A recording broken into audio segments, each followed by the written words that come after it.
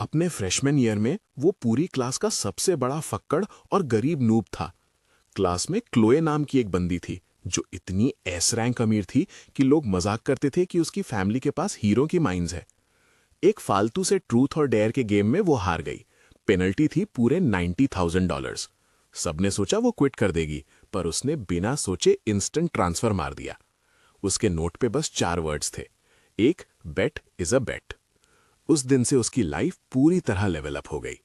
उसने ऑर्डर किए कैफेटेरिया के premium sea food rice balls, जिन्हें छूना भी पहले आउट ऑफ बाउंड्स था। डॉम के नीचे वाली मिल्क टी शॉप पर भी उसका पूरा सिस्टम बदल गया। वो एक पार्ट टाइम वर्कर से सीधा वहां का वीआईपी रेगुलर कस्टमर बन गया। वो अब finally full set exam prep books खरीद लिए लाइब्रेरी के पास से।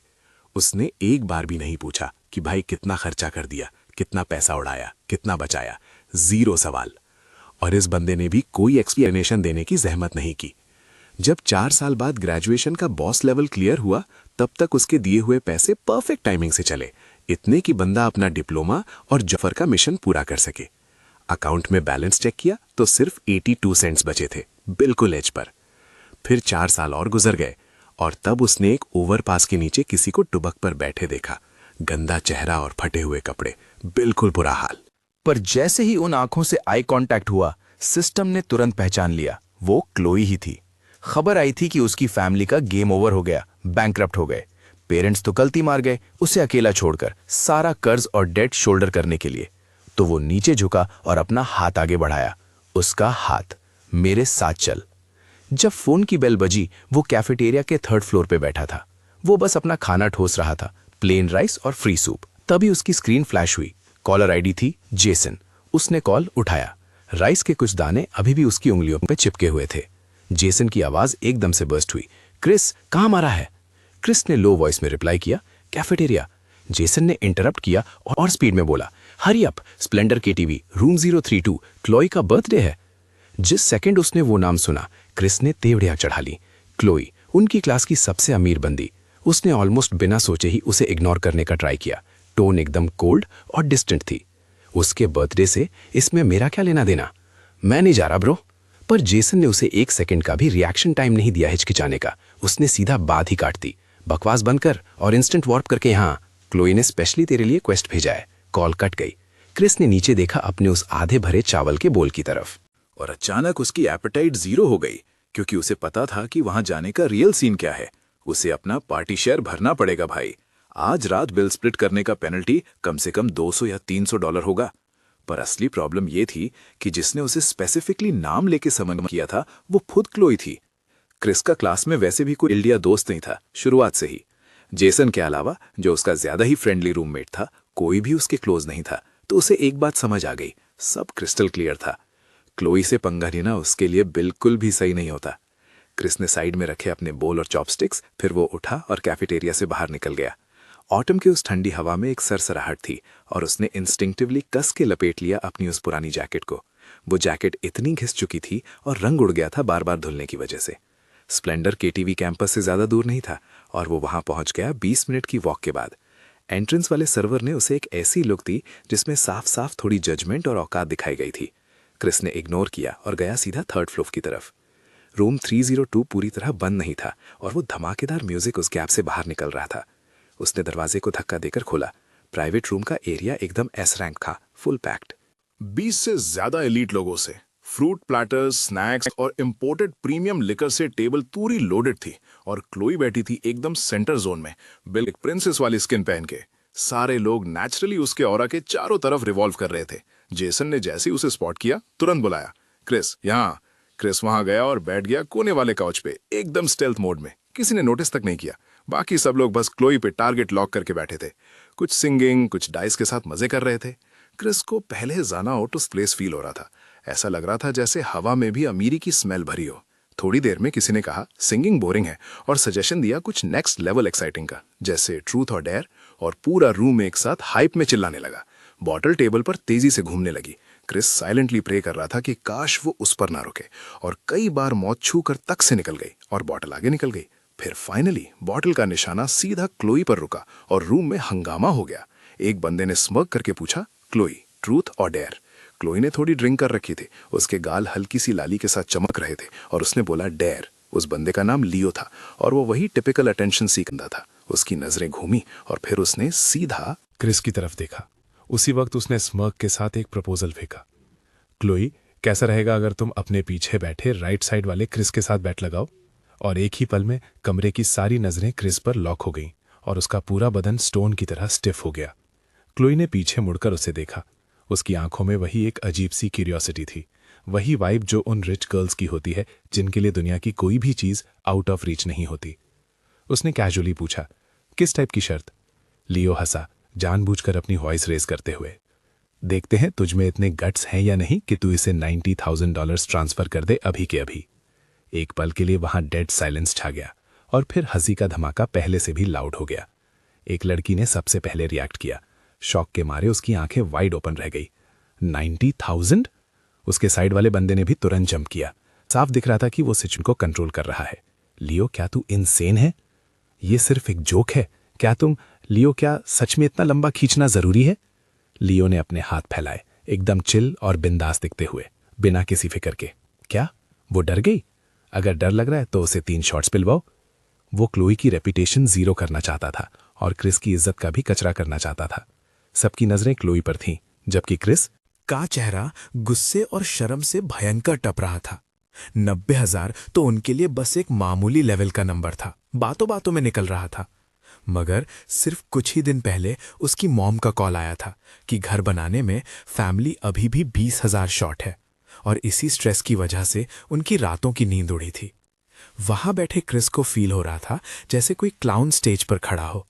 क्लोए बिल्कुल साइलेंट रही। वो बस उसे देखती रही, एकदम काम और अनरीडेबल फेस के साथ। उसकी आंखों में ना कोई मजाक था और ना ही कोई रहम। इतनी कोल्ड थी कि ऐसा लग रहा था जैसे वो सीरियसली कैलकुलेट कर रही हो कि ये छोटा सा डेयर वर्थ इट है या नहीं। जेसन ने क्रिस को साइड से नच किया और विस्पर किया, इसे सीरियसली मत ले, लियो एक इडियट है। पर क्रिस के लिए इस इंसल्ट को इग्नोर करना बिल्कुल इम्पॉसिबल था। जब कोई अपने पैसे से तुम्हारी सेल्फ रिस्पेक्ट को मिट्टी में मिला दे तो उससे पीछा छुड़ाना इतना आसान नहीं होता। तभी सडनली क्लोए ने स्माइल किया। उसने एक हल्का सा नॉट दिया। श्योर। क्लोए ने टेबल से फोन उठाया और सीधा अपना बैंकिंग ऐप खोल दिया। सबके होश उड़ गए और सब 1 सेकंड के लिए फ्रीज हो गए। सबको लगा कि ये पक्का मजाक कर रही है। फिर उसने क्रिस की तरफ देखा। तेरा फोन नंबर क्या है? पूरे कमरे में मौत जैसा सन्नाटा छा गया। बस बैकग्राउंड में म्यूजिक बज जागा। बैकग्राउंड। सारी पब्लिक बस घूर रही थी। क्लोई को फिर सबकी नजरें क्रिस पे मुड़ गईं। लियो के चेहरे की स्माइल वहीं फ्रीज हो गई एक ही पल में, और जेसन तक तो डम्बफाउंडेड था। उसका मुंह खुला का खुला रहा, बिना किसी वर्ड के। क्रिस ने फील किया ब्लड सीधा उसके दिमाग तक शूट हुआ। उसका फोन नंबर, वो मांग रहे थे उसका फोन नंबर।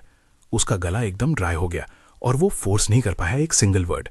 क्लोई पेशेंट रही। अपना फोन दिखाते हुए उसने फिर पूछा, क्या है तुम्हारा नंबर? क्रिस ने डिजिट्स की लाइन रिसाइट कर दी, ऑलमोस्ट एक मशीन की तरह। क्लोई ने सर झुकाया और स्क्रीन पर टैप टैप किया लाइटनिंग स्पीड से। आसपास के लोग एक दूसरे को देखने लगे और कोई एक धीरे से फुसफुसाया, वो सच में सेंड तो नहीं कर रही ना? ये तो 90,000। भाई इतना दूर कोई नहीं जाता सिर्फ अपनी इज्जत बचाने के लिए। क्रिस उसे बस घूरता रहा और क्लोई पूरी तरह से फोकस्ड रही, जैसे वो कोई बहुत ही आम सा मामूली टास्क कर रही हो। कुछ सेकंड्स बाद उसने अपना फोन नीचे रखा और लियो की तरफ देखा। हो गया।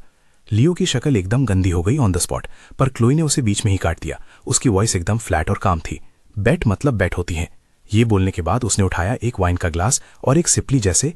उसके दिमाग में ये पूरा सीन पहले ही फिनिश हो चुका था। तभी क्रिस को अपना फोन वाइब्रेट होता फील हुआ अपनी पॉकेट के अंदर। उसके हाथ कांपने लगे जब वो उसे बाहर निकालने के बढ़ा। स्क्रीन चमक रही थी एक बैंक नोटिफिकेशन के साथ। नोटिफिकेशन, तेरे अकाउंट एंडिंग इन XXX में $90,000 क्रेडिट हो गए हैं। Current balance $90,882। Level up. Music. Boss theme unlocked. Zeros की वो लंबी लाइन उसकी आंखों में तीर की तरह चुभी। वो $88.82 ही बचे थे महीना सर्वाइव करने के लिए, और अब 90,000 के ऐड होते ही टोटल बैलेंस $90,088.82 बन चुका था। Music. S rank intensity. Chris ने फोन पॉकेट में ठोसा। हथेलियां पसीने से लथपथ हो चुकी थी। फिर वो खड़ा हुआ। एकदम से पूरे कमरे की नजरें उसकी तरफ घूमी। सबके चेहरों पर अजीब खिचड़ी पक रही थी। शॉक, म्यूजिक, टेंशन राइजिंग, जलन और तमाशा देखने वालों वाली गंदी एक्साइटमेंट। क्रिस ने एक शब्द तक नहीं बोला। वो बस मुड़ा और सीधा दरवाजे की तरफ निकल गया। जेसन पीछे से चिल्लाया, क्रिस कहाँ जा रहा है तू? पर उसने मुड़कर नहीं देखा। वो बस ऐसे ही स्प्लेंडर KTV से बाहर निकल गया। बिल्कुल ऐसे ही। बाहर की ठंडी हवा ने सीधा उसके फेस पर हिट किया और क्रिस कांप गया।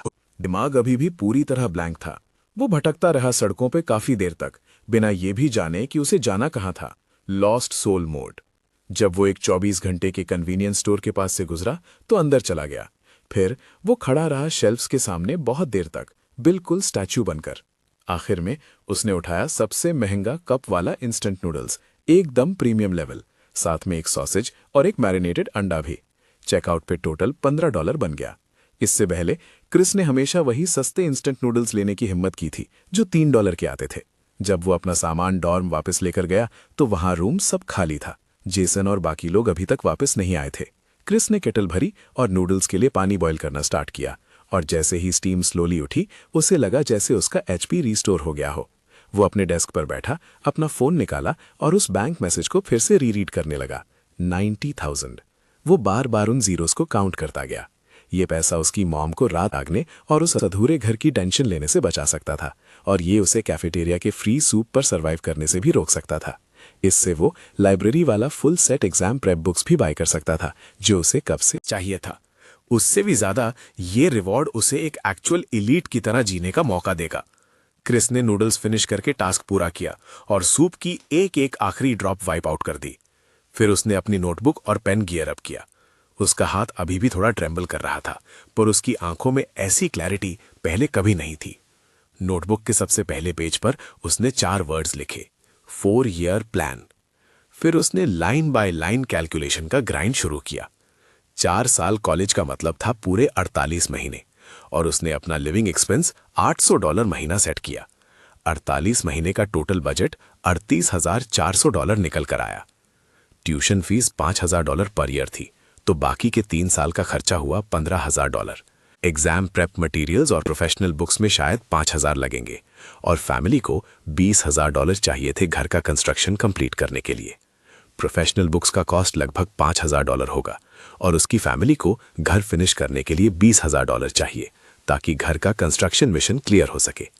सब जोड़कर फाइनल टारगेट $78,400 पर सेट हुआ। बाकी बचे 11,600 इमरजेंसी फंड्स होंगे, पैसा, और वो इसका एक सेंट भी टच नहीं कर सकता था। क्रिस ने एक एक सिंगल एक्सपेंस को एग्जैक्ट डिटेल में रिकॉर्ड किया, क्योंकि उसे पता था ये 90,000 कोई आसमान से टपका गिफ्ट नहीं था।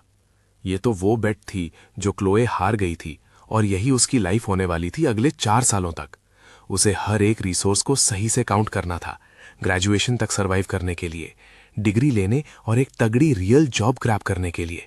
फिर एक दिन वो क्लोए को एक एक सेंट पूरे इंटरेस्ट के साथ चुका देगा। जब तक उसने आखिरी वर्ड फिनिश किया, बाहर आसमान पहले से ही चमकने लगा था। क्रिस ने उन पैक्ड पेजेस को देखा। अपने प्लान को लेकर वो इतना काम फील कर रहा था जितना पहले कभी नहीं रहा। Status zen mode. अगले दिन जब वो रास्ते में था क्लास जाते वक्त, उसने क्लोए को बिल्डिंग के एंट्रेंस पे देखा। एकेडमिक बिल्डिंग के बाहर वो खड़ी थी, अपने स्क्वाड के साथ गप्पे मारते हुए और हंसते हुए। उसने वो ड्रेस भी नहीं पहनी थी जो उसने पिछली रात पहनी हुई देखी थी। Gear changed. जैसे ही क्लोए ने क्रिस को देखा, वो 1 सेकंड के लिए फ्रीज हो गई, बस एक पल के लिए, पर अगले ही मोमेंट में वो अपने दोस्तों की तरफ पलट गई, जैसे कुछ हुआ ही ना हो। Total cold ignore mode. Chris ने भी अपना सर झुकाया और तेजी से क्लासरूम के अंदर चला गया। ऐसा लग रहा था जैसे उनके बीच पूरे $90,000 की दीवार खड़ी हो गई है, और ठीक उसी वक्त ऐसा लगा कि ये $90,000 ही उनके बीच बची हुई आखिरी चीज है। Quest still active. क्रिस की लाइफ उस दिन से पूरी तरह बदल चुकी थी। उसका नया आर्क शुरू हो गया था, और सबसे पहली चीज जो सबसे बड़ा चेंज उसके खाने के स्टाइल में था। उसके बाद से क्रिस ने सीधा 2nd फ्लोर वाले सी फूड काउंटर पे धावा बोलना शुरू कर दिया। हर बार वो वही महंगा श्रिम्प राइस बोल ऑर्डर करता जिसकी कीमत $25 थी। पहली बार जब उसने ऑर्डर किया तो वहां की कैफेटेरिया लेडी भी 1 सेकंड के लिए फ्रीज हो गई और उसे हैरत से देखने लगी। क्रिस ने बिना कोई एक्सप्रेशन बदले पेमेंट किया और फिर अपनी ट्रे लेकर कोने में अकेला जाकर बैठ गया। बोल में श्रिम्प एकदम फ्रेश और जूसी थी। वो बड़े आराम से हर एक बाइट को पूरे ध्यान से चबाकर खा रहा था। तभी जोहाव वहां आया अपना डिलक्स मील लेकर और उसके ठीक सामने बैठ गया। जैसे ही उसने वो श्रिम्प राइस बोल देखा, जोहाव के होश उड़ गए। अबे तेरी क्रिस, कोई जैकपॉट लगाया क्या? लॉटरी जीत गया क्या भाई? क्रिस एकदम काम रहा और सिर्फ नीरस सा जवाब दिया, नहीं। फिर उसने अपना सर नीचे किया और खाना जारी रखा। जोहाव उसे शक की नजरों से घूरता रहा। तो फिर सीन क्या है? भाई तेरे साथ कुछ तो लोचा है। इसके बाद उसने अपनी आवाज धीमी की और आगे झुका कि कल रात क्या कांड हुआ था। इससे पहले कि वो अपनी बात पूरी करता, क्रिस ने उसे कोल्डली रोका, खाना खाओ। ये देखकर कि क्रिस बिल्कुल बात करने के मूड में नहीं था, जोहा उसने अपने होंठ पीछे और सवाल पूछना बंद कर दिया। फिर भी वो क्रिस को हर थोड़ी देर में टेढ़ी नजरों से देखता ही रहा। और जहां तक डॉर्म के नीचे वाली मिल्क टी शॉप की बात है, क्रिस पहले वहां से बस गुजर जाया करता था, पर अब हर दोपहर को रेगुलर सिस्टम की तरह वो वहां की सबसे सस्ती लेमोनेड खरीदता था, सिर्फ $8 में। वहां की जूनियर वर्कर लड़की तक अब उसे पूरी तरह पहचानने लगी थी। सीनियर, आज फिर से वही लेमोनेड, क्रिस? उसने बस सर हिलाया और एक सिंपल सा या बोल दिया। फिर उसने वो कप अपने हाथ में पकड़ा और स्लोली अपने डॉर्म की तरफ चल पड़ा। वो एक कप ही काफी था उसके लिए पूरे 1 घंटे तक मजे से चुस्कियां लेने को। ड्रिंक का टेस्ट थोड़ा खट्टा और हल्की सी मिठास वाला था। लाइब्रेरी बुक स्टोर में उसके मेजर के ग्रेजुएट एग्जाम प्रेप मटेरियल का एकदम नया सेट स्टॉक में आया था, पूरे 12 वॉल्यूम्स, और कीमत सीधा $880। क्रिस ने इससे पहले भी कई बार देखा था, पर हर बार वो बस पन्नों को पलटता रहता, कभी खरीदने की हिम्मत नहीं हुई।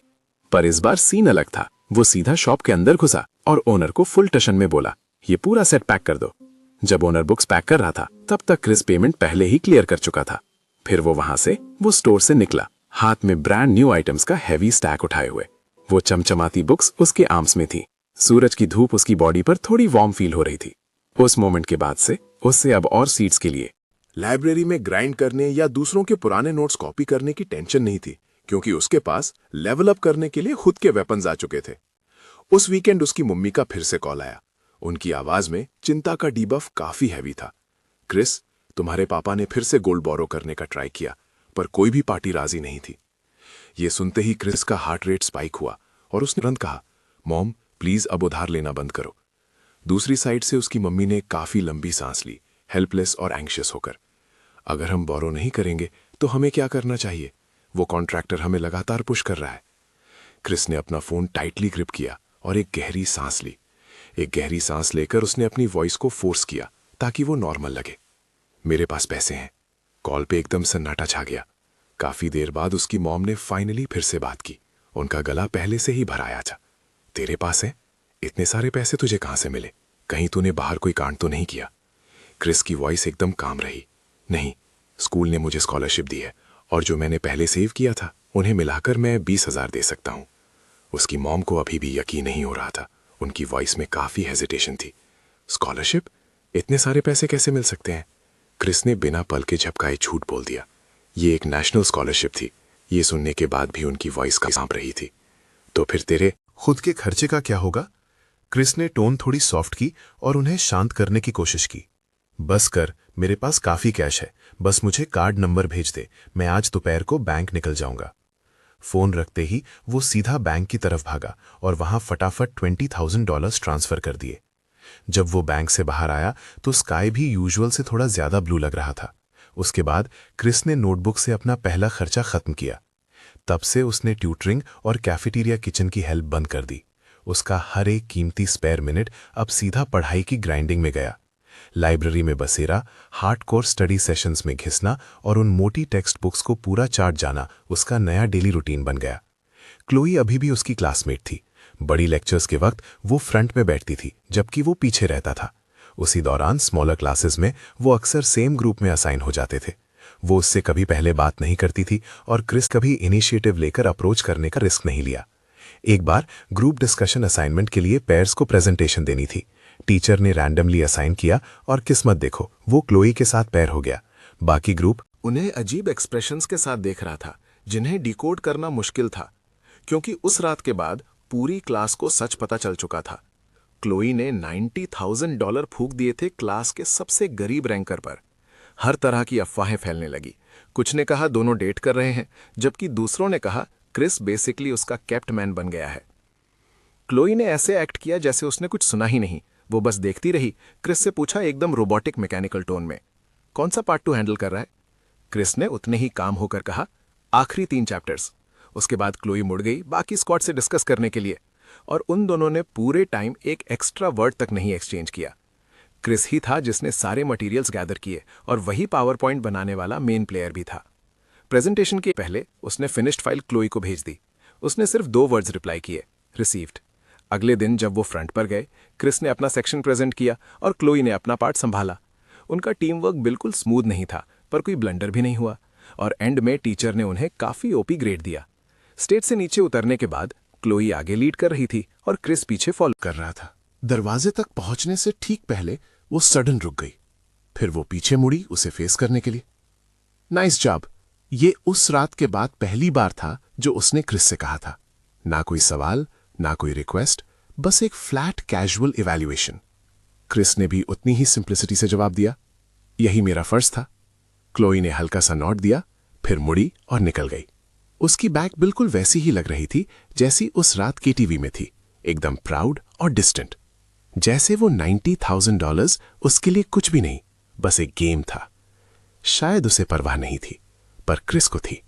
जब क्रिस वापस अपने डॉर्म पहुंचा, उसने उसका 4 year mission plan notebook, Chloe के नाम के ठीक नीचे उसने एक और लाइन लिखी, पहले एक बार साथ काम किया है।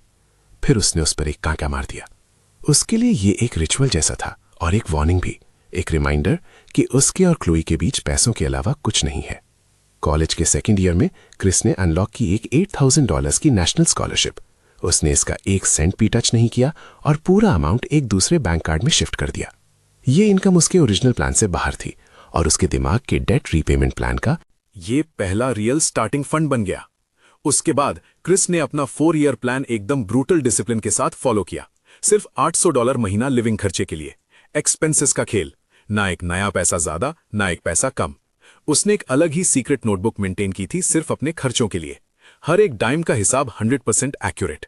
एक पेन लिया, $1.5, नोटेड डाउन। खाना खाया, $12, ये उसे भी लिख लो।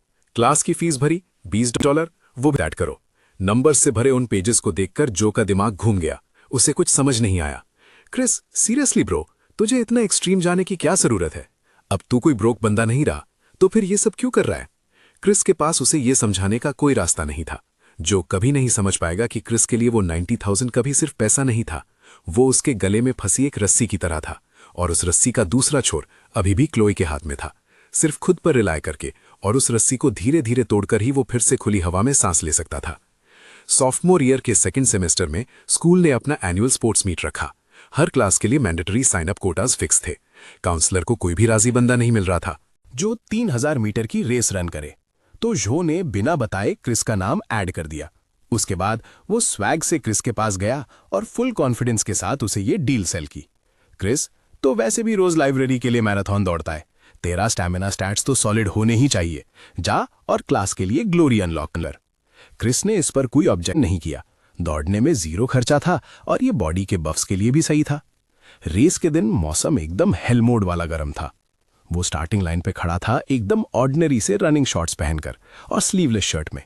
तभी गन फायर हुई और क्रिस अपने ही पेस पे निकल पड़ा। उसका एम कोई हाई रैंक या लीडर बोर्ड नहीं था, वो बस रेस फिनिश करना चाहता था। पर फाइनल लैप तक आते आते उसकी स्टैमिना खत्म हो गई। पसीने से विजन ब्लर हो गया और उसके लंग्स आग की तरह जलने लगे, जैसे कोई डीबफ लगा हो। जैसे ही वो मेन स्टैंड के पास से गुजरा, क्रिस ने इंस्टिंक्टिवली ऊपर देखा और तब उसने देखा क्लोई को। वो वहां बैठी हुई थी स्टूडेंट यूनियन के बाकी ऑफिसर्स के साथ।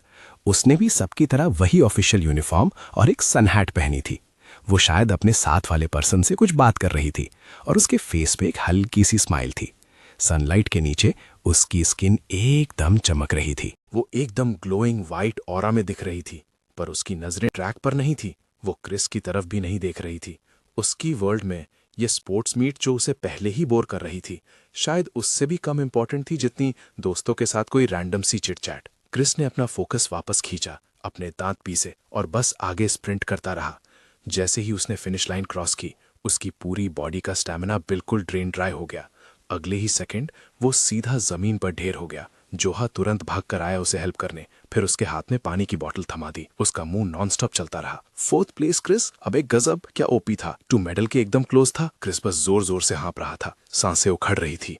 उसके मुंह से एक ढंग का पूरा सेंटेंस तक नहीं निकल रहा था। उसे अचानक फील हुआ कि उसकी और क्लोई के बीच का जो डिस्टेंस है वो बिल्कुल उस 3000 मीटर ट्रैक की तरह नामुमकिन लग रहा था।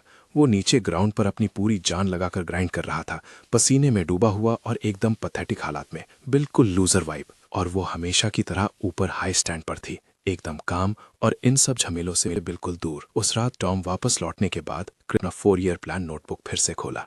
दोबारा फिर उसने ध्यान से एक लाइन लिखी, repayment plan, starting fund $8,000, target $90,000 in full.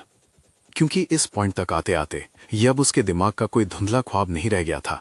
उसने फाइनली अपनी मंजिल की पहली ठोस ईंट रख दी थी। वक्त तेजी से बीता, बिल्कुल किसी मोन्टाज की तरह, और क्रिस की लाइफ धीरे धीरे एक हार्ड कोडेड फिक्स प्रोग्राम बन गई। क्लास, खाना, लाइब्रेरी, नींद।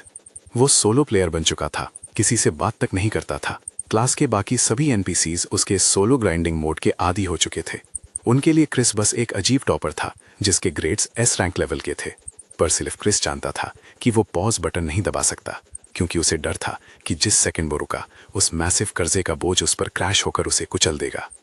जूनियर ईयर में क्रिस ने एक प्रोफेसर के साथ प्रोजेक्ट पर ग्राइंड शुरू किया और $500 का मंथली स्टाइपेंड रिवॉर्ड पाया। साथ ही ऑनलाइन प्रोग्रामिंग के साइड क्वेस्ट भी पूरे करने लगा। एग्जॉस्टिंग था और कई रातें आधी रात के बाद तक खिंचती चली गई। लेकिन उसी हार्ड ग्राइंड की वजह से उसका रिपेमेंट अकाउंट लगभग $1,000 या $2,000 से लेवल अप होता गया।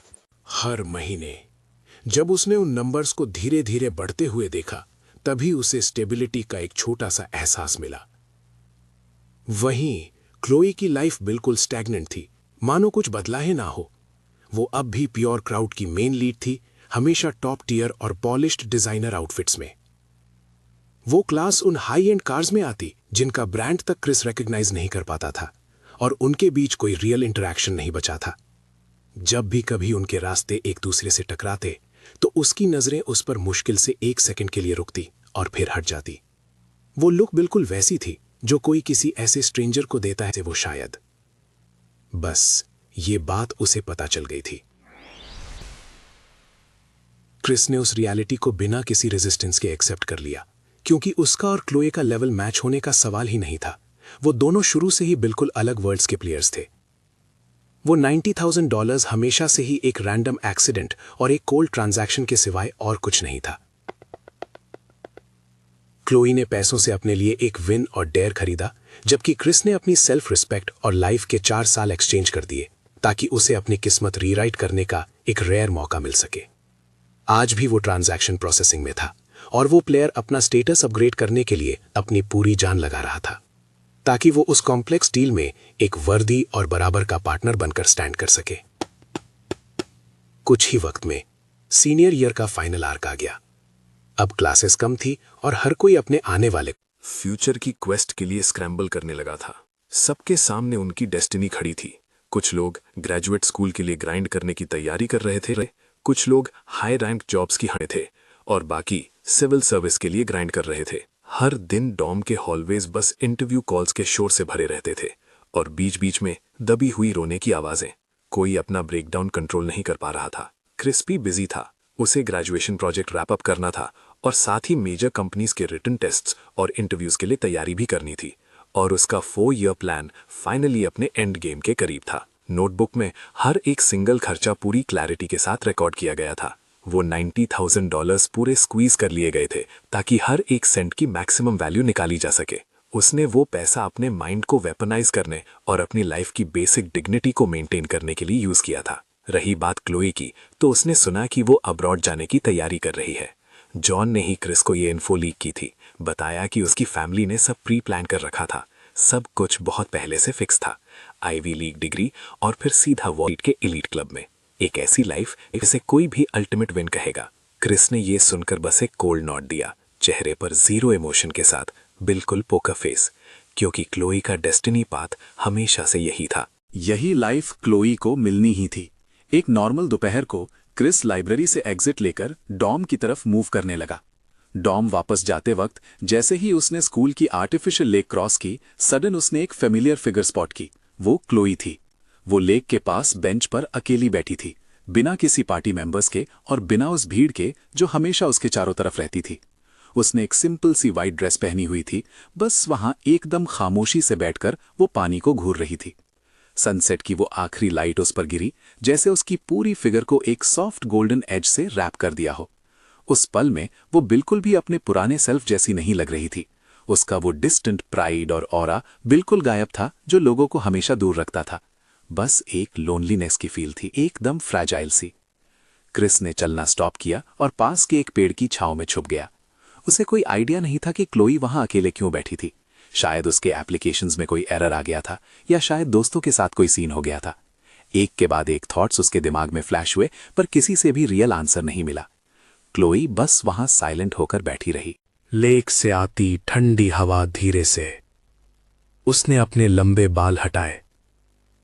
थोड़ी देर बाद उसने अपने बैग से एक सीक्रेट आइटम निकाली। वो एक काफी डेलिकेट और छोटे म्यूजिक बॉक्स जैसी दिखती थी। उसने जेंटली उसे वाइंड किया। जल्द ही एक क्रिस्टल क्लियर और ओपी मेलोडी गूंजने लगी। वो tune castle in the sky की थी। क्लोई ने म्यूजिक बॉक्स को दोनों हाथों में पकड़ा, अपना सर झुका लिया और बिल्कुल फ्रोजन स्टेट में खड़ी रही। रीड नहीं कर पाया क्लोई के एक्सप्रेशंस क्लियरली, पर वो फिर भी एक साइलेंट सैडनेस को धीरे धीरे उससे रेडिएट होते फील कर सकता था। ये साइड क्लोई का उसने पहले कभी नहीं देखा था। उसके माइंड में वो हमेशा से एक डैजलिंग और अनटचेबल एंटिटी थी जो वर्ल्ड की हर प्रॉब्लम हैंडल कर लेती थी। वो 90,000 ट्रांसफर कर सकती थी बिना इवन पल के झपकाए, और वो फिनिश कर सकती थी एक उसके साथ कोलैब उसी सेम इमोशनलेस काम के साथ। वो हमेशा से एक परफेक्ट स्कल्पचर जैसी लगती थी जिसमें कोई फीलिंग्स ही ना हो, पर अब वो स्कल्पचर थोड़ा सा क्रैक होने लगा था, बस जरा सा। क्रिस को अचानक याद आया अपना फ्रेशमन ईयर, क्लोई के फेस का वो एक्सप्रेशन जब उसने उसे पैसे सेंड किए और अपना हेड लिफ्ट करके कहा, अ बेट इज अ बेट। तब वो काफी काम और इंडिफरेंट लग रही थी, फिर भी उसकी आंखों में कुछ हिडन फैक्टर था, कुछ ऐसा जो वो उस वक्त बिल्कुल समझ नहीं पाया। आखिर वो क्या था, क्रिस को नहीं पता था। वो बस उस पेड़ के नीचे खड़ा रहा काफी लॉन्ग टाइम तक। वो तब तक रुका जब तक स्काई पूरा डार्क नहीं हो गया और लैंप्स जलने लगे। लेक के किनारे लाइट्स एक के बाद एक जलने लगी। तब जाके क्लोई ने अपना म्यूजिक बॉक्स साइड में रखा। फिर वो धीरे से खड़ी हुई और लेक से अकेले ही निकल गई, एकदम सोलो प्लेयर वाइब में। शुरुआत से अंत तक उसे बिल्कुल भी अंदाजा नहीं था कि क्रिस वहीं खड़ा उसे देख रहा था। स्टेल्थ 100। डॉन वापस आने के बाद क्रिस ने कुछ ऐसा किया जो वो कभी नहीं करता, समथिंग लेजेंडरी। उसने अपना डेली रूटीन ब्रेक कर दिया। ना उसने अपनी एक्सपेंस नोटबुक खोली और ना ही अपना पेमेंट प्लान चेक किया। सिस्टम एरर हो गया शायद। वो बस अपनी डेस्क पर बैठा रहा और काफी देर तक ब्लैंकली देखता रहा, जैसे कोई कट सीन फ्रीज हो गया हो। उसके दिमाग में बस क्लोई की वो इमेज रिप्ले हो रही थी। वो लेक के किनारे बैठी हुई थी और साथ में कासल इन द स्काई की मेलोडी बज रही थी, एपिक बीजीएम। और तब पहली बार क्रिस को रियलाइज हुआ कि क्लोई शायद वो बंदी नहीं है जो वो दिखती है। उसके रियल स्टैट्स और मास्क के पीछे की सच्चाई कुछ और ही है। मकती दमकती हाई टियर पॉलिश्ड दुनिया उसके चारों तरफ। शायद उसकी अपनी ही कोई लोनलीनेस और ट्रबल्स की सिचुएशन थी। वो 90,000 शायद उसके लिए सच में जीरो वैल्यू रखते होंगे, पर वो डेयर और वो words, a bet is a बेट, उनका असली लेवल क्या था उसके लिए? ये पहली बार था जब क्रिस ने सीरियसली इस क्वेरी पर दिमाग लगाना शुरू किया। पर कोई फर्क नहीं पड़ता कितना भी सोचे, उसे अभी तक कोई क्लियर आंसर नहीं मिला, क्योंकि उसके और क्लोई के बीच हमेशा से एक ऐसी वर्ल्ड बाउंड्री थी जो वो कभी क्रॉस नहीं कर सकता था। तो अब एक ही ऑप्शन था, उनका ट्रांजैक्शन एसएप फिनिश करना, फिर उसकी एलीट दुनिया को परमानेंटली और क्लीनली पीछे छोड़ देना। डॉर्म में वापस आकर क्रिस ने अपना लैपटॉप खोला और रेज्यूमे की ग्राइंडिंग शुरू कर दी। बार बार वही ग्राइंड।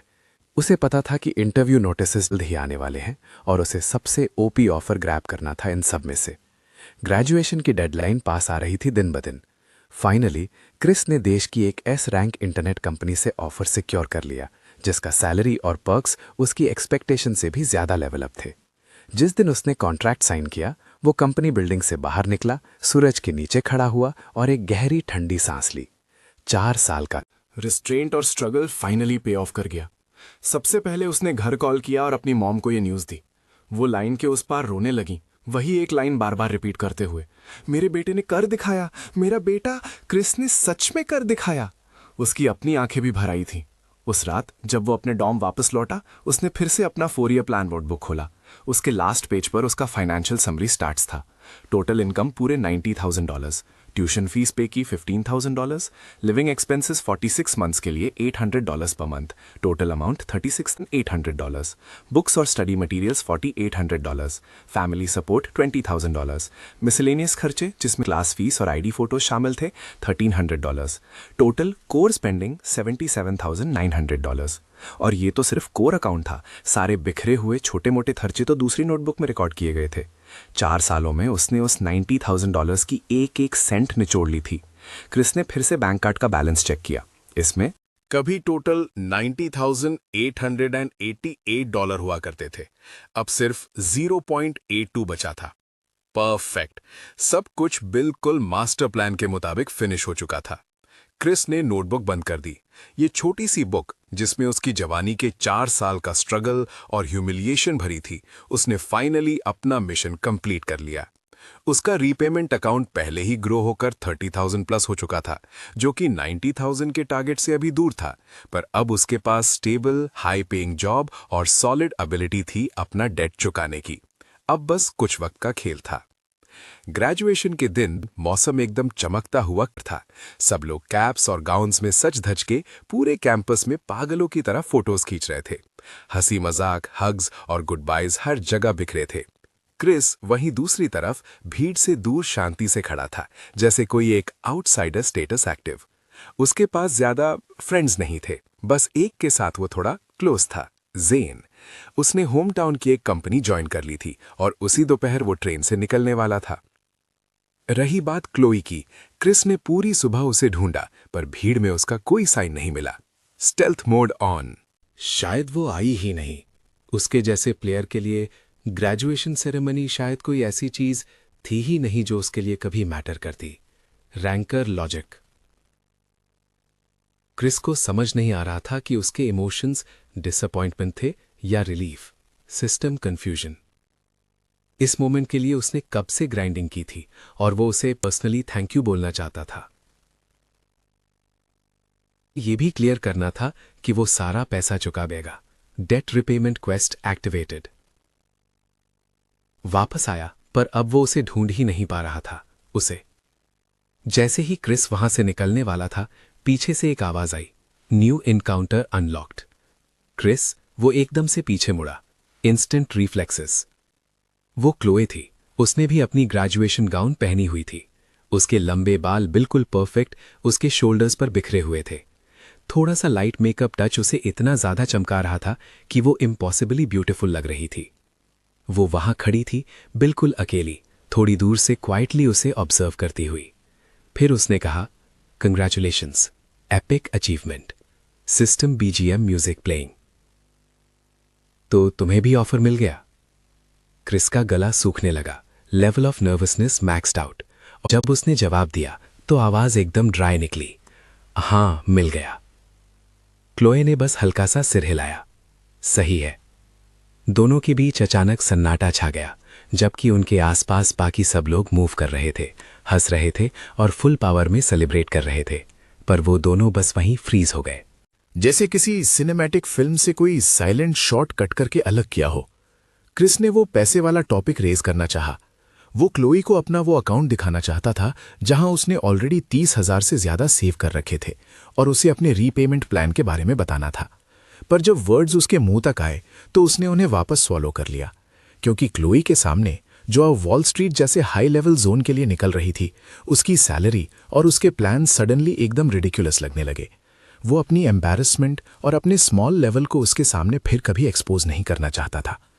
क्रिस बस कुछ कहने ही वाला था, कुछ भी। तभी क्लोई ने पहले स्ट्राइक किया। मैं यूएस जा रही हूं, क्रिस ने एकदम सॉफ्ट वॉइस में रिस्पॉन्ड किया। Safe travels. क्लोई ने उसकी तरफ देखा और उसकी गेज में कुछ बहुत गहरा और इंटेंस ऑरा था। फिर उसने तभी कुछ अचानक से बदला।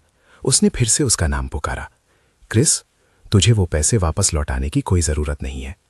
क्रिस वहीं फ्रीज हो गया, पर क्लोई ने उसी काम वॉइस में कंटिन्यू किया, वो बेट में हार गई थी, इसका तुझसे कोई लेना देना नहीं था। ये कहकर वो एक पल के लिए रुकी, फिर ऐड किया, तूने अपनी मेहनत से वही पा लिया जो तू चाहता था, है ना? और इससे पहले कि क्रिस जवाब देता, वो मुड़ी और चली गई। क्रिस बस उसकी बैग को भीड़ में गायब होते देखता रहा। दूर और भी ज्यादा दूर। तभी स्कूल गेट पर एक ब्लैक सेडान रुकी और क्लोई उसमें सवार हो गई। देखते ही देखते कार नजरों से ओझल हो गई। क्रिस वहीं खड़ा रहा, बहुत बहुत लंबे समय तक, बिना हिले डुले। उसने अपने हाथ में पकड़ा उसकी डिप्लोमा और डिग्री सर्टिफिकेट, और वो इतने हैवी फील हो रहे थे जैसे कोई इम्पॉसिबल बोझ हो। क्लोई ने उससे कहा कि अब रिपे करने की कोई जरूरत नहीं, कहा कि वो पहले ही जीत चुका है। फिर भी क्रिस को यह सुनने के बाद सिर्फ एक गहरी एम्प्टीनेस फील हुई, क्योंकि ये ट्रांजैक्शन क्लोई ने अकेले ही एंड कर दिया था। उसके पास अब डेट चुकाने का मौका तक नहीं बचा था। उसके और क्लोई के बीच की वो लिंक जैसे तोड़ने के लिए उसने अपनी पूरी जान लगा दी थी, उसे क्लोई ने एक ही बार में क्लीन कट कर दिया, बस एक कैजुअल वेव से। क्रिस को ऐसा लगा जैसे उसने अपनी फुल स्ट्रेंथ से एक पंच मारा हो, पर वह स्ट्राइक कॉटन में धंस गई, उसे पूरी तरह हेल्पलेस और लॉस्ट छोड़ते हुए। 4 साल एंड हो चुके थे। क्रिस ने सोचा था इसका मतलब क्लोई के साथ उसकी स्टोरी का एंड हो चुका था। एटलीस्ट उसने तब यही बिलीव किया था। पर जॉब के पहले ही दिन एचआर क्रिस को कंपनी टूर पे ले गई। Massive floor to ceiling windows के सामने बाहर का स्काईलाइन टावरिंग स्काईक्रेपर से पैक्ड था। सब लोग इंटेंस रश में थे। सबके फेसेस पे एलीट लेवल एग्जॉशन और एक्साइटमेंट का परफेक्ट मिक्स था। हवा में कैफीन और पैसों की महक एक साथ घुली हुई थी। इसने 4 साल पहले के स्प्लेंडर केटीवी की याद दिला दी। पर फिर भी ये सीन बिल्कुल डिफरेंट था। वहां पैसे का मतलब ऐश और गेम्स था, पर यहाँ मनी का मतलब सिर्फ गोल्स और सर्वाइवल फ्यूल था। क्रिस ने इस सेटअप को बहुत फास्ट अडेप्ट कर लिया, या फिर ज्यादा एक्यूरेटली कहें तो वो सीधा उसी लाइफ मोड में स्लाइड हो गया जिसे वो पहले से ही मास्टर कर चुका था। कॉलेज के उन 4 सालों के ग्राइंड ने उसे पहले ही बिल्ड कर दिया था, फुल डिसिप्लिन, एफिशिएंट और अपने गोल को लेकर एकदम क्लियर। अगर बाकी सब सुबह 9 बजे लॉग इन करते तो वो शार्प 8 बजे एंट्री मारता। अगर सब 6 बजे निकलते तो वो अक्सर लेट नाइट तक ग्राइंड करता रहता। उसके कोवर्कर्स ने क्रिस को ग्राइंड किंग बुलाना शुरू कर दिया। शुरुआत में सब मजाक उड़ाते थे, पर बाद में ये स्लोली रिस्पेक्ट में बदल गया। क्रिस को कोई फर्क नहीं पड़ा, क्योंकि वो लोग तो चेस कर रहे थे promotions, raises, year and bonuses और स्टॉक ऑप्शंस। पर वो शुरू से लेकर उसने एक ब्रांड न्यू बैंक अकाउंट खुलवाया सिर्फ इसी मिशन के लिए। और जब भी सैलरी क्रेडिट होती, अपने लिए सिर्फ एकदम बेसिक लिविंग एक्सपेंसेस छोड़कर उसने बाकी सब उसमें ट्रांसफर कर दिया। वो अब वो 800 की सर्वाइवल लिमिट के नीचे रहने को मजबूर नहीं था, जैसा हार्ड लिमिट उसने अपने कॉलेज के दिनों में सेट किया था। पर उसकी फ्रुगैलिटी की आदत, उसका इंटरनल प्रोटोकॉल कभी नहीं बदला। उसने कोई लग्जरी गुड्स नहीं खरीदे और ना ही पॉइंटलेस सोशलाइजिंग में अपना प्रेशियस टाइम बर्न किया। उसके लिए बस एक ही हॉबी स्लॉट मैटर करता था, ऑफिस के नीचे वाले जिम में जाकर हार्डकोर ग्राइंड करना। क्रिस की ये बोरिंग लाइफ एकदम सिंपल और सीधी स्ट्रेट लाइन की तरह थी। 1 साल बाद वो अपनी टीम का कोर परफॉर्मर बन चुका था। रैंक अप, वो टीम का कोर मेंबर बन गया था। 2 साल के बाद वो इंडिपेंडेंटली एक इंपॉर्टेंट प्रोजेक्ट लीड कर रहा था। उस साल रिवॉर्ड अनलॉक, उसका ईयर एंड बोनस पहली बार 6 फिगर्स हिट कर गया, पहली बार। तीसरे साल तक उसका प्रमोशन सीधा प्रोजेक्ट मैनेजर के रैंक पर हो गया। वो फाइनली अपनी खुद की एक छोटी टीम लीड कर रहा था। तब तक उसके अकाउंट का नंबर, उसका रीपेमेंट अकाउंट कब का 90,000 क्रॉस कर चुका था। बहुत पहले ही उसने क्लोई के लिए इंटरेस्ट भी कैलकुलेट कर लिया था, बैंक के हाईएस्ट वेल्थ मैनेजमेंट रेट का यूज करके, जो बैंक ऑफर कर रहा था। उसने लेवल अप किया, 8 साल का पूरा हिसाब लगाया और सब राउंड ऑफ कर दिया एक क्लीन नंबर में, 1,20,000। वो कैश रेडी था, पर वो क्रेडिटर ही वैनिश हो गई। ग्रेजुएशन के बाद क्लोई जैसे पूरी दुनिया से ही गायब हो गई थी बिल्कुल ही। क्रिस ने क्वेस्ट की तरह ढूंढा उसे और हर एक सोशल प्लेटफॉर्म स्कैन किया जो भी उसके दिमाग में आ सकता था, पर उसे एक भी सिंगल एक्टिव अकाउंट नहीं मिला क्लोई के नाम का जो मैच करता हो उसकी प्रोफाइल से। उसने जेन से भी पूछा, पर जेन को भी घंटा कुछ पता नहीं था। फोन पर जेन ने बस कैजुअली कहा वो यूएस चली गई, वो कभी थी ही नहीं इस शुरुआत से ही, वो हमारे वर्ल्ड लेवल का बंदा नहीं था। अब ऐसे में कांटेक्ट कैसे सस्टेन होता। बाद में जेन अपने होम टाउन रिस्पॉन हो गया, एक स्टेबल सरकारी जॉब का बफ लिया और मैरिज की तैयारी शुरू कर दी, वही बोरिंग स्टेप बाय स्टेप तरीके से। कई साल बीत गए, वो लोग कभी कभार टच में रहते थे, पर उनकी सारी बातें बस लाइफ की छोटी और ऑर्डिनरी चीजों तक ही थीं। क्लोई की बात करें तो उसका नाम अब एक फॉरबिडन टैबू बन चुका था, कोई भी उसे मेंशन तक नहीं करता था। क्रिस ने वो 120,000 अकाउंट में बिन छुए छोड़ दिए। वो एक ठंडी ग्रेवस्टोन की तरह लग रहा था, जो उस ह्यूमिलिएटिंग और ट्विस्टेड स्ट्रगल की याद दिलाता, जहां उसने रैंक अप करने के लिए इतनी मेहनत की थी। और साथ ही साथ वो एक ऐसे इम्पॉसिबल टास्क कैसा था जो कभी कंप्लीट ही नहीं हो सकता, उसे हमेशा याद दिलाते हुए। हर एक पल उसे फील होता था कि वो अब भी किसी का कर्जदार है, किसी का कर्ज। 4th ईयर तक आते आते क्रिस ने फाइनली सिटी में एक प्रॉपर्टी की डाउन पेमेंट करके अपना बेस सिक्योर कर लिया था। स्पेस ज्यादा बड़ा नहीं था, वो एकदम गॉड टियर था। उसने एक कार भी अनलॉक कर ली थी। कोई लग्जरी बीस तो नहीं, पर इतनी सॉलिड थी कि इस मैसिव सिटी में उसे अपना एक स्टील का मूविंग शेल मिल गया था, इतनी जायंट सिटी में। एक रात क्रिस अपने अपार्टमेंट की फ्लोर टू सीलिंग विंडो के ठीक सामने खड़ा हुआ था और ग्लास के उस पार लाइट्स के समुद्र को घूर रहा था। अब उसके पास उसका खुद का एक टॉप टियर करियर था, उसके पास अपना घर और खुद की कार थी। ऑर्डिनरी वर्ल्डली स्टैंडर्ड्स के हिसाब से वो गेम जीत चुका था, लेवल अप कंप्लीट।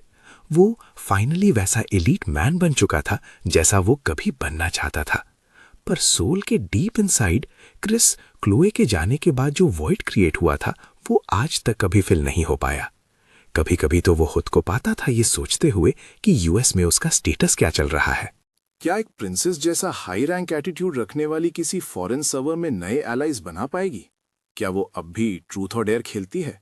क्या वो अब भी किसी बेचारे प्लेयर की डेस्टिनी उतनी ही कैजुअली मैनिपुलेट करती होगी? क्रिस को जीरो आइडिया था। उसे बस ये पता था कि अगर वो क्लोई को ढूंढ नहीं पाया तो ये डेट उसकी पूरी लाइफ एक कर्स की तरह फॉलो करेगा। फिर एक फ्राइडे नाइट वो पुराना कॉलेज क्लास ग्रुप चैट जो सदियों से डेड जोन बना था, अचानक से किसी सिस्टम इवेंट की तरह जिंदा हो गया। क्लास मॉनिटर ने एक अनाउंसमेंट ब्लास्ट करी कि एक एपिक लेवल की 4th ईयर यूनियन की मीटिंग होने वाली है। अगले वीकेंड रियूनियन होने वाली थी। लोकेशन एक पॉश बुफे रेस्टोरेंट फिक्स किया गया जो एक 5 स्टार होटल में था। ग्रुप चैट में तो जैसे धमाका ही हो गया, एकदम इंस्टेंटली। वाओ, 4 साल हो गए, सही है क्लास मॉनिटर, जो भी अभी शहर में सबकी हाजिरी लगनी चाहिए। क्रिस ने उन फ्लैशिंग प्रोफाइल पिक्चर्स और नॉन स्टॉप मैसेजेस को देखा, पर उसे घंटा कोई इंटरेस्ट नहीं था। उसकी करंट लाइफ उन कॉलेज वालों से बिल्कुल डिस्कनेक्ट हो चुकी थी। अगर वो गया तो वहां लोग बस एक दूसरे की लाइफ कंपेयर करेंगे और अपनी कामयाबी के किस्से फेंकेंगे। उसका कोई मूड नहीं था अब कीमती वक्त बर्बाद करने का। तभी जैसे ही क्रिस चैट ऐप बंद करने वाला था, जैन का एक प्राइवेट मैसेज स्क्रीन पर पॉपअप हुआ। क्रिस, रियूनियन पे आ रहा है या नहीं? क्रिस ने रिप्लाई में बस 2 वर्ड्स लिखे, नहीं जा रहा। जैन ने तुरंत उससे मनाने की कोशिश शुरू कर दी। अबे चल ना भाई, पूरे 4 साल हो गए, जा अपने पुराने क्लासमेट से मिल। फिर उसने एक और इन्फो ड्रॉप की, सुना है लियो भी आ रहा है। वो बंदा आजकल काफी ओपी चल रहा है, खुद की कंपनी खोल ली उसने। जैसे ही क्रिस ने देखा लियो का नाम, उसे एक जहरीला कांटा सीधा अपनी नर्व्स में चुभता हुआ फील हुआ। उस केटीवी रूम में लियो ही था जिसने $90,000 की बेट का वो फ्लिपेंट और खतरनाक प्रपोजल रखा था। लियो ने ही क्रिस को उस बेइज्जती के खंबे पर खींचा था। क्रिस ने बिना किसी हिचकिचाहट के मना कर दिया, तू जा, मुझे इस वीकेंड ओवरटाइम ग्राइंड करना है। पर जैन ने उसकी बातों को घंटाबाई नहीं किया। अबे बस कर, तू अब मैनेजर रैंक पर है, क्या तुझे सच में अभी भी ओवरटाइम पेलने की जरूरत है? हर दिन बस बाहर निकल कर आ जा, ठीक है? मैंने तुझे सदियों से नहीं देखा है भाई, मैं स्पेसिफिकली इसके लिए घर से फ्लाई करके आया हूँ। क्रिस को हुआ कि वो अब और मना नहीं कर पाएगा। इस रियूनियन के दिन वो होटल की तरफ निकल गया। वहां का पार्किंग लॉट लग्जरी कार से फुल लोडेड था, BMWs, मर्सिडीज, पोर्शेज, जहां भी देखो वही था। क्रिस ने अपनी कार एक कोने में साइड पर लगा दी और उस मोमेंट पर उसे अचानक फील हुआ जैसे वो अभी भी वही लो लेवल गरीब स्टूडेंट था जो कभी स्प्लेंडर की टीवी में घुसा था। बस एक ही डिफरेंस था कि इस बार उसने एक हाई टियर सूट पहना था और उसके पॉकेट में इतना पैसा था कि वो इस एक्सपेंसिव डिनर का बिल भर सके। जब उसने प्राइवेट रूम का दरवाज़ा पुश किया तब तक सीन पहले से ही भीड़ से फुल हो चुका था। बहुत सारे लोग तो पूरे बदल चुके थे, या तो उनका वजन बढ़ गया था या फिर वो गंजे हो गए थे। जैसे ही क्रिस ने एंट्री मारी, कई लोग तुरंत खड़े हो गए और उसे ग्रीट करने लगे, एक अलग ही लेवल के एंथुजियाज्म के साथ। कुछ लोग बत्तीसी दिखाते हुए चिल्लाए, क्रिस। बाकी सब आधे मजाक और आधे शौक में थे, भाई तू तो सच में एक बड़ा बिग शॉट प्लेयर बन गया है अब। कुछ तो ड्रिंक्स हाथ में लेकर पास ही आ गए और उसे ओवर वाली इज्जत देने लगे। क्रिस, आखिरकार तुझसे फेस टू फेस मिलने का मौका मिल ही गया। वो क्लासमेट्स जो पहले उसे इग्नोर मारते थे, आज उन सबके चेहरों पर एक चमकदार और लालच भरी स्माइल थी। क्रिस ने एकदम प्रो लेवल रिस्ट्रेंट के साथ रिप्लाई दिया और फिर कोने में एक सीट ढूंढ ली। लियो वहां पहले से मौजूद था, जैसा कि एक्सपेक्टेड था। वो बंदा सर से पांव तक पूरा डिजाइनर ब्रांड्स में लगा हुआ था, आंखों पे गोल्ड रिम्ड चश्मा चढ़ा रखा था, दिखने में एकदम पॉलिश्ड और हाई लेवल फ्रॉड लग रहा था। जैसे ही उसकी नजर क्रिस पे पड़ी, उसने तुरंत अपनी ड्रिंक उठाई और चौड़ में उसकी तरफ बढ़ा। फिर वो आकर सीधा उसके बगल वाली सीट पे धंस गया और एक टेढ़ी स्माइल के साथ बोला, क्रिस भाई बड़े दिनों बाद दिखा, सुना है तू तो उस बिग नेम कंपनी में आग लगा रहा है, फुल किल मोड। क्रिस ने एकदम सपाट आवाज में जवाब दिया, बस ठीक ही चल रहा है। लियो ने हल्का सा अपना ग्लास क्रिस के ग्लास से टकराया और वहीं अपनी पुरानी लोडेड स्माइल के साथ बोला, अरे भाई इतना हम्बल होने की जरूरत नहीं है। हमारी क्लास में पहले तो सिर्फ तू और क्लोई ही टॉपर्स थे। एक्चुअली नहीं, अब तो सिर्फ तू ही किंग है। उसने जानबूझकर उसका नाम बीच में घसीटा और फिर नाटक करते हुए वहीं रुक गया। क्रिस ने उसकी तरफ देखा पर एक लफ्ज नहीं बोला। ड्रिंक्स के कुछ राउंड्स के बाद थोड़ी देर में रूम का माहौल पूरी तरह चिल हो गया था और लोग आपस में कॉलेज के दिनों की पुरानी यादें शेयर करने लगे। फिर अचानक किसी ने क्लोई का जिक्र छेड़ दिया। बातों बातों में याद आया, हमारी क्लास ब्यूटी क्लोई आजकल कहाँ है? वो तो पक्का यूएस में कोई वॉल स्ट्रीट की एलीट लेवल बॉस बन चुकी होगी, है ना? जैसे ही ये वर्ड्स निकले पूरे रूम में अचानक सन्नाटा छा गया। सब एक दूसरे को देखने लगे और सबके चेहरों के एक्सप्रेशंस अचानक अजीब से हो गए। लियो ने अपनी ड्रिंक फिनिश की और एक तंज भरी हंसी हंसा। वॉल स्ट्रीट एलीट, तुम लोग सच में किसी फैंटेसी वर्ल्ड में जी रहे हो क्या? एक लड़की खुद को रोक नहीं पाई और पूछा, लियो तुझे कुछ ऐसा पता है जो हमें नहीं? लियो को क्लियरली मजा आ रहा था कि सारी अटेंशन उस पर है। उसने अपना गला साफ किया और बड़े आराम से बोली, उसकी फैमिली का तो कब का दीवाला निकल चुका है। तुम लोगों को सच में नहीं पता था? पूरा कमरा सन्न रह गया। बैंकरप्ट? क्या तुम सीरियस हो? लियो की टोन में एक अलग ही लेवल की खुशी दिख रही थी। ऑफ कोर्स ये सच है। शायद 2 साल पहले की बात है। उसके बाप का इन्वेस्टमेंट पूरी तरह डूब गया। किसी ने उसे तगड़ा चुना लगाया। कैश फ्लो रुक गया और वो कर्जे में पूरी तरह डूब है। मैंने सुना है कि वो सैकड़ों मिलियंस में था। सबकी सांसें अटक गईं। Hundreds of millions? फिर क्लोई का क्या हुआ? लियो ने अपने हाथ फैलाए। चेहरे पर हमदर्दी का नामो निशान नहीं था। उसके माँ बाप काफी चालाक निकले, रातों रात विदेश भाग गए और वो अभी तक वांटेड है। बेचारी नन्ही प्रिंसेस क्लोई पीछे छूट गई। वो एकदम अकेली रह गई और सारा डेट का बोझ उसने अकेले कैरी किया। पूरा डेट उसी के सर थपा गया। मैंने तो यहां तक सुना है कि अभी हाल ही में कोर्ट ने उसके सारे एसेट्स ऑक्शन कर दिए। उसके नाम की हर प्रॉपर्टी नीलाम हो गई। अब तो वो बेसिकली ब्लैकलिस्टेड स्टेटस पर है। अब वो नॉर्मल हाई स्पीड रेल या फ्लाइट्स भी बोर्ड नहीं कर सकती। भाई गेम ही पलट गया पूरा। देखो वक्त का पहिया कैसे घुमा है। जैसे ये वर्ड्स ड्रॉप हुए पूरा का पूरा प्राइवेट रूम एकदम डेड साइलेंट हो गया।